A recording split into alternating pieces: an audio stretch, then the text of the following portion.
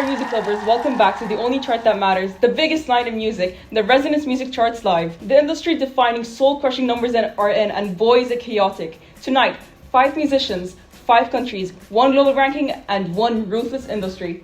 If you're under 12, look away, because this industry is not for the weak.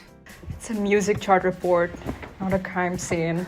The resonance ranking is shifting in ways no one saw coming. And by that, we mean the industry's rulebook is officially in the shredder. This week, we're seeing a major shakeup with artists from Taiwan, Syria, Somalia, Aboriginal Australia, and Sri Lanka. Wait, so no major label puppets clogging the board? Nowhere to be seen. This chart is all about artists who are shaking up the industry on their own terms. They're making strategic moves, dropping song after song, and throwing off their competition to fight for the top rank. Honestly, it's kind of inspiring. Yeah, dreams are being made, careers are on the line, but let's talk about the bigger picture here. How did these artists even get here? What does it take to break into this industry when the odds are stacked against you? Exactly. The global music scene isn't exactly about talent. It's about visibility, industry biases, and who gets the mic. Some of these artists have to fight twice as hard just to get noticed. Marty loves a good fight. Talent alone doesn't secure that domination. In an industry built on strategy and influence, only the smartest artists stay on top. And that brings us to the next part. Every great board game has to look at the almighty SWOT analysis.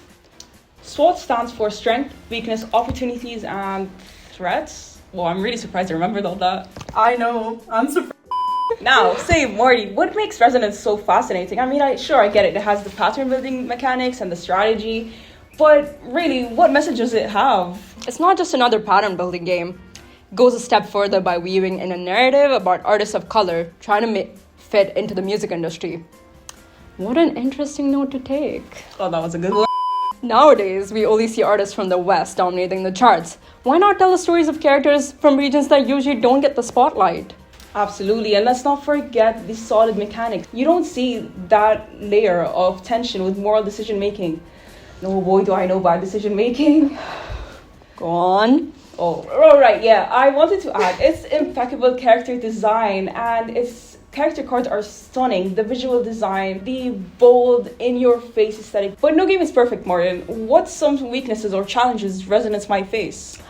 Great question. One potential weakness is the learning curve. While mechanics are engaging, they might feel like a lot to new players.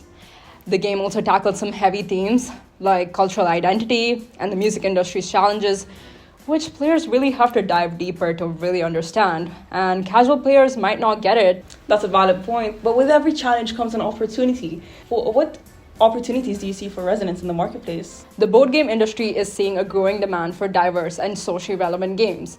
Resonance is a perfectly positioned to tap into that.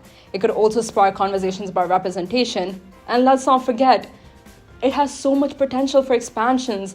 We can add more characters, more regions, and make it fresh and engaging. Well said, Martin. And doing the SWOT analysis, I think Resonance has what it takes to be on the main stage. I think Resonance is going to strike a chord with many people. Cut the cameras. Dude, I already told you I was gonna put it in the script. You're no fun. Like, you need some fun in your life. I'm quitting.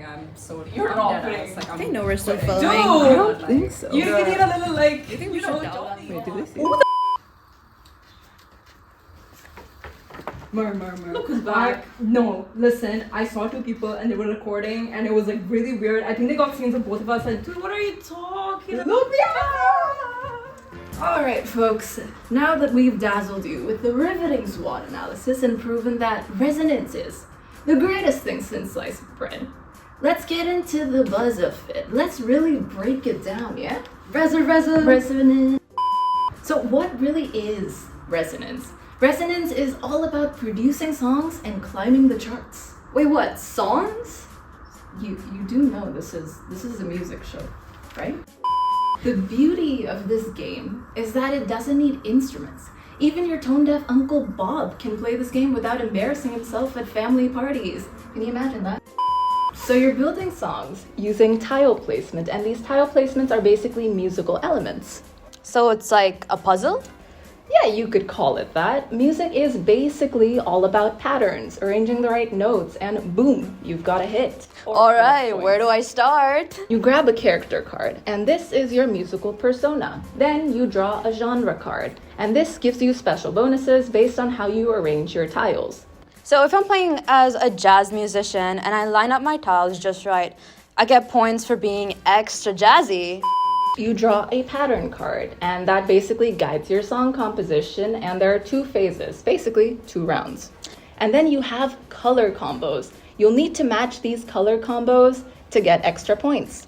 So it's a pattern matching, color matching, sounds like a lot of work. Oh, please, you're just saying that because I know you suck at strategic thinking.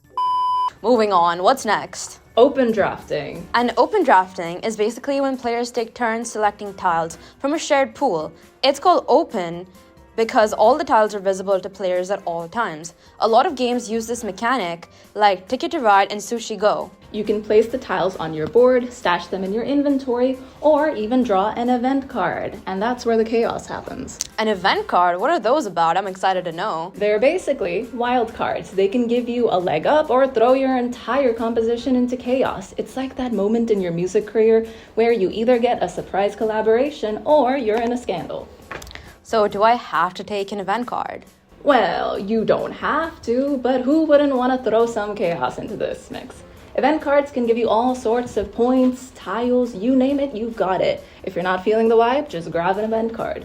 And what if I mess up the colors but everything else is fine? If the colors are off, no penalties. But if you match the color and the pattern, you get double points. And we move up the music chart as we score? Exactly. First to the top wins the legendary #1 hit icon badge. So it's a game about creativity and crushing dreams. And the phase ends when someone completes their pattern, points are tallied, and by the end, the top scorer takes the crown.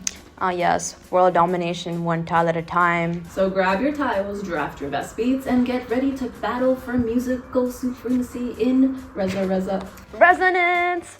And remember, if your song doesn't make sense, just call it a work in progress. Hell yeah. Funny you say that, actually. The board game was definitely what you'd call a work in progress. And that's where playtesting comes in. The part of the journey where the game finally meets the people who are either gonna make or break it. So the pattern cards were the core facilitators of our tile placement mechanic, where each symbol would inherit one fixed color. With the 3x3 grid, each phase would cover more tile spots within the grid. Think of it like a sandwich with tomatoes and cheese, pickles and greens. The event cards were designed to inject some variability into the game. Players could choose between sabotaging other players to get bonuses or to collect bonuses based on a conditional fulfillment. It was meant to create a dynamic environment with opportunity for strategic plays and player interaction. So what did we learn from the first playtest? We observed several issues. We realized that players wanted to feel more connected to the game and have a greater sense of control. You know how that is, not being in control, like you didn't let me control the joke.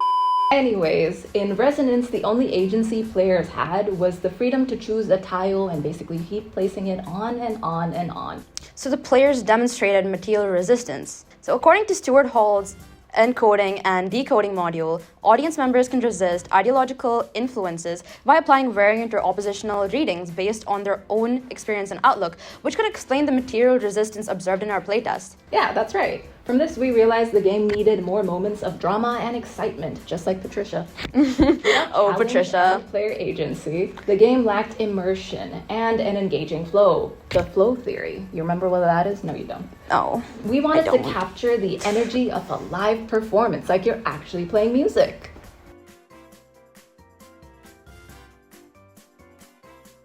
You know, I think today was a really good day. Like, this entire thing. Yeah. It comes naturally. I don't know about you, but it came naturally to me. It came naturally to me too. What the hell? Where's my